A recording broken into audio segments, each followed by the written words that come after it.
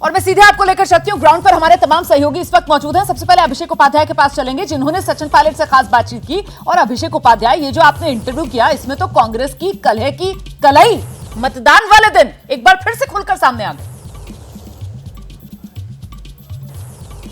रोमाना, देखिए, सचिन पायलट के आप शब्दों पर ध्यान दीजिए। वो मतलब बहुत ही सुलझे हुए राजनेता की तरह से बहुत ही बारीक लाइन की ओर इशारा कर रहे हैं। एक और वो ये क्लियर कर रहे हैं कि वो बीजेपी के साथ नहीं है, पीएम की कई बातों का उन पर कोई असर नहीं पड़ता है, वो कांग्रेस के साथ में है। लेकिन कांग्रेस में दो बातें बहुत ही क्लियर कर रहे हैं। पहली बात तो ये कि कोई व्यक्ति अकेले नहीं लड़ रहा है। मतलब अशोक गहलोत जो कह रहे हैं कि मैं अकेले 200 सीटों पर मैं लड़ रहा हूं, इस बात को क्लियर खारिज किया उन्होंने। ये ध्यान देने वाली बात है।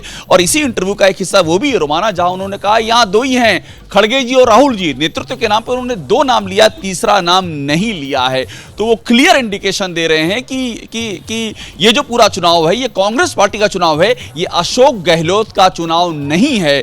तो अशोक गहलोत का चुनाव या कांग्रेस पार्टी का चुनाव, ये समझ लीजिए, ये दो ध्रुव हैं अलग अलग। और सचिन पायलट ने इन दोनों के बीच में जो एक नदी निकलती है, वो चाहे अविश्वास की नदी आपको कहें या भविष्य की संभावनाओं की नदी कहें उसको, उसकी ओर साफ इशारा किया है। बिल्कुल, मुझे लगता है जरा जैनेंद्र के पास हम चलते हैं लेकर दर्शकों को, क्योंकि जैनेंद्र, जिस तरीके से इस पूरे चुनाव में अशोक गहलोत की तरफ से ये बताने, दिखाने और जताने की पूरी कोशिश हुई है कि ये राजस्थान चुनाव कांग्रेस का नहीं, गहलोत का चुनाव है, आज उसी पर ये बड़ा फुल स्टॉप जो सचिन पायलट ने लगाया है।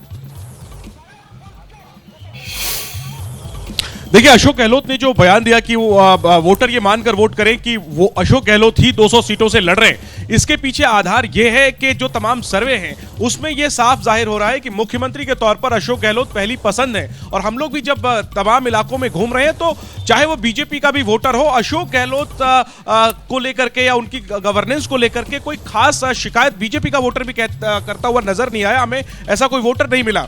यही वजह है कि अशोक गहलोत ने यह कहा कि वोटर यह मानकर चले कि 200 सीटों पर वो ही लड़ रहे हैं। और इसके पीछे वजह यह है कि माना जा रहा है कि कांग्रेस के सामने सबसे बड़ी चुनौती है विधायकों के खिलाफ स्थानीय स्तर पर एंटी इनकम्बेंसी। उसको काटने के लिए अशोक गहलोत ने यह बयान दिया, क्योंकि आपने ध्यान से अगर उनके बयान को सुना हो तो उन्होंने कहा कि अगर आप ये कह रहे हैं कि मेरे चेहरे को लेकर के एक स्वीकार्यता है तो मैं वोटरों से यह अपील करता हूं। लेकिन जाहिर सी बात है, एक म्यान में दो तलवारें नहीं रह सकती। 5 सालों तक कांग्रेस ने कैसे भी करके अशोक गहलोत और सचिन पायलट को एक साथ साधने की कोशिश की, लेकिन ये कलह रह कर सामने आती रही। और एक बार फिर आज वोटिंग वाले दिन आपने सुना किस तरीके से सचिन पायलट ने खारिज किया अशोक गहलोत के बयान को। हो जाता है कि आज वोटिंग वाला दिन है, और आज वोटिंग वाले दिन भी मनीष गहलोत और सचिन पायलट का ये टकराव कांग्रेस की मुश्किल बढ़ाता हुआ नजर आ रहा है।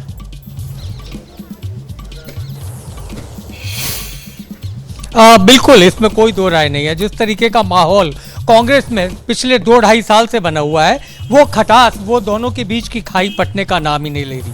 अब सवाल यह है कि अशोक गहलोत ने जो खुद 200 सीटों की बात कही, वो क्यों कही? क्योंकि सबसे बड़ी बात, जैसे मेरे सहयोगी जैनेंद्र भी बोल रहे थे, कि अशोक गहलोत पूरे इस चुनाव प्रचार अभियान की कैंपेन संभाले हुए हैं। सचिन पायलट ने निश्चित तौर पर सभाएं की, राजस्थान में भी की, दूसरे प्रदेशों में भी की, लेकिन अशोक गहलोत ने जिस तरह से दिन रात एक करके अपनी कांग्रेस पार्टी के लिए वोट मांगे, प्रचार किया, प्रत्याशियों के लिए वोट मांगे, उससे एक बात तो बिल्कुल साफ है कि ये चुनाव सीधे तौर पर कांग्रेस का चेहरा अशोक गहलोत और बीजेपी का चेहरा नरेंद्र मोदी, यानी सीधी लड़ाई प्रधानमंत्री और एक राज्य के मुख्यमंत्री। तो ऐसे में अशोक गहलोत का ये कहना बनता है। लेकिन सचिन पायलट की बात जो उन्होंने सहयोगी अभिषेक से कही, वो भी है कि कोई पार्टी चुनाव लड़ती है, कोई व्यक्ति चुनाव नहीं लड़ता। खटास बिल्कुल सामने है, बिल्कुल खटास सामने। ऐसे में जल्दी से एक रिएक्शन अभिजीत, कुल मिलाकर ये संदेश देने की कोशिश सचिन पायलट की तरफ से कि साहब कांग्रेस मतलब राजस्थान में सिर्फ गहलोत नहीं है, यही दिखा रहे हैं?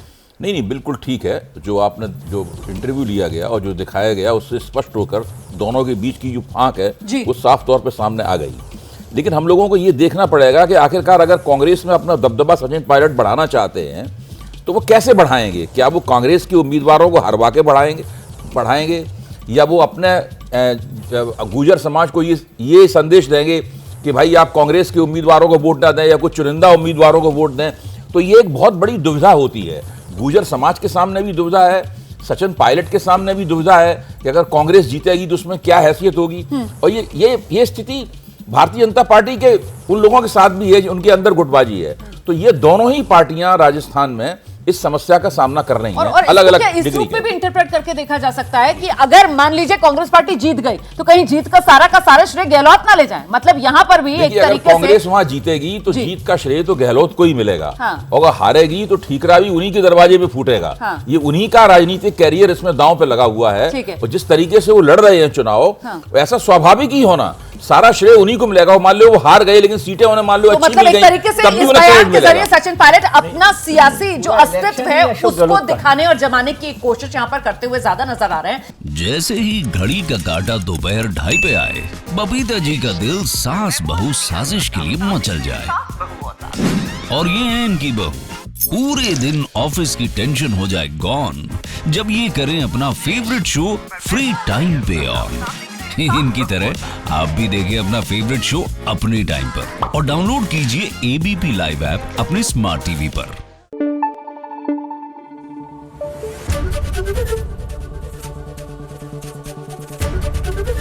एबीपी न्यूज आपको रखे आगे।